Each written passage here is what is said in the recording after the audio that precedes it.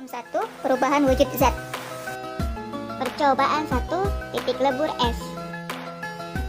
Alat dan bahannya meliputi statif, termometer, tripod, kasa, bunsin, es batu, dan bejana kaca. Termometer juga. Nah, ini suhu es yang sebelum dipanaskan sekitar -3 derajat.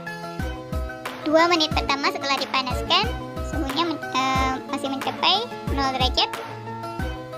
Setelah itu 2 menit kedua mencapai 33 derajat. Dan es mencair seluruhnya dan mulai mendidih di waktu 20 menit.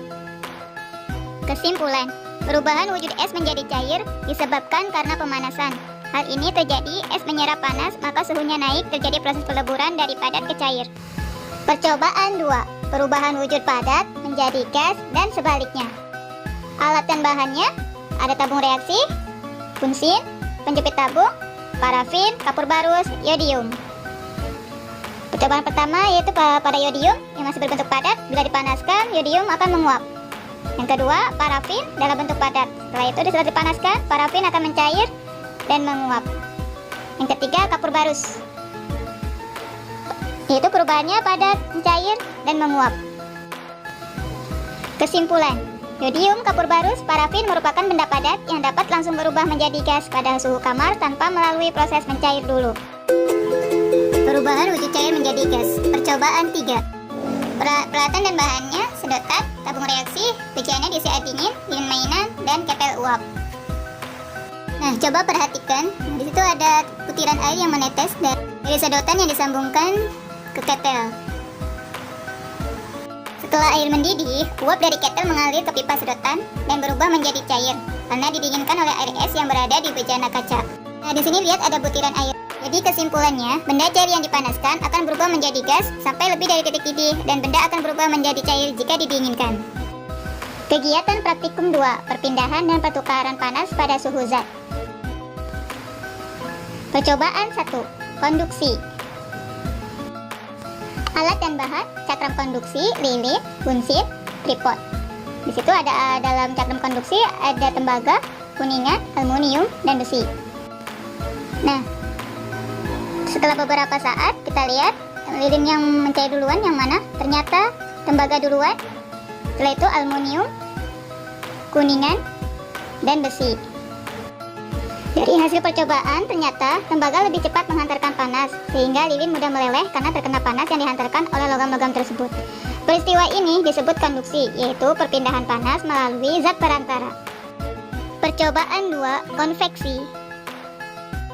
Kotak konveksi terbuat dari kardus. Sebelum dinyalakan, asap tidak masuk ke kotak konveksi, malah cenderung keluar. Setelah lilin dinyalakan beberapa saat, setelah lilin dinyalakan di dalam kotak konveksi akan mengalami kenaikan suhu sehingga mengakibatkan asap yang masuk ke cerobong 1 akan dikeluarkan menuju ke cerobong 2.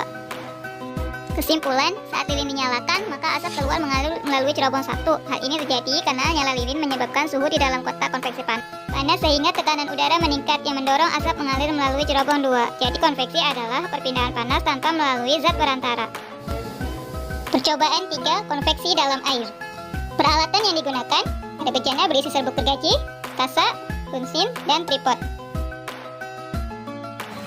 Saat bejana belum panas, serbuk gergaji yang ada di dasar ada pula yang berada di permukaan air.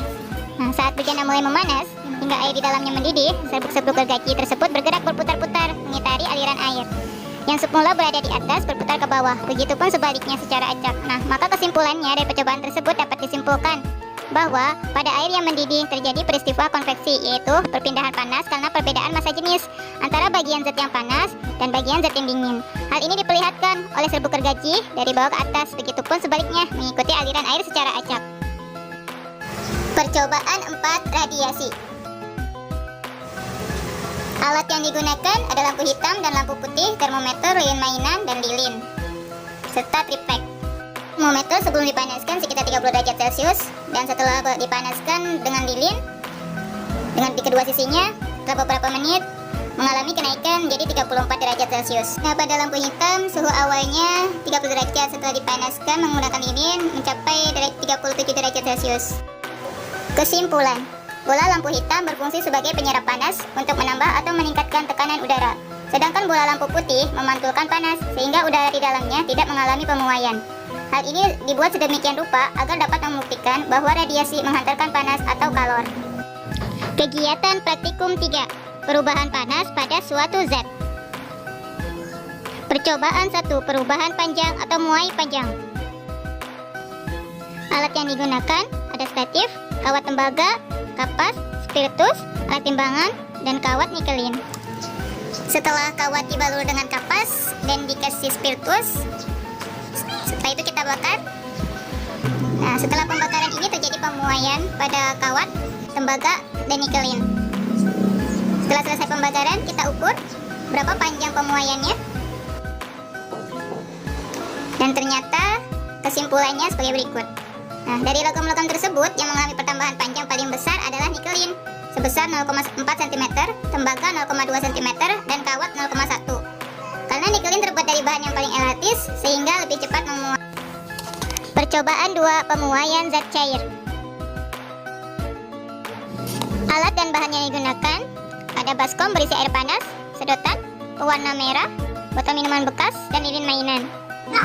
Suhu air yang berwarna merah sebelum masukkan di baskom berisi air panas sekitar 30 derajat Celcius, dan air panas suhunya sekitar 90 derajat Celcius.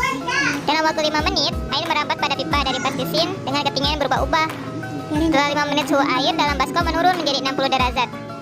Disebabkan karena ada perpindahan kalor atau panas dari air baskom ke air dalam botol lalu ke pipa, dan adanya perpindahan kalor dari air di baskom keluar atau ke udara bebas. Maka kesimpulannya, pada percobaan zat cair terjadi perpindahan kalor, yaitu dari air baskom ke air warna dalam botol, dari air warna di botol ke pipa atau sedotan air minum, dari air di baskom ke udara luar, dari air di baskom atau aluminium ke baskom tersebut. Percobaan 3. Pemuaian benda gas. Alat dan bahannya ada sedotan, lilin mainan, botol bekas, bensen, spiritus, dan air dingin. Sebelum botol dipanaskan, air masih tenang. Setelah botol dipanaskan, air tampak bergelembung. Kira-kira beberapa setelah pemanasan timbul gelembung air. Nah, dari percobaan pertama ini, kita dapat membuktikan bahwa pemuaian benda gas terlihat pada gelembung-gelembung air di dalam baskom tersebut. Lainnya, benda gas akan memuai jika dipanaskan atau diberi panas.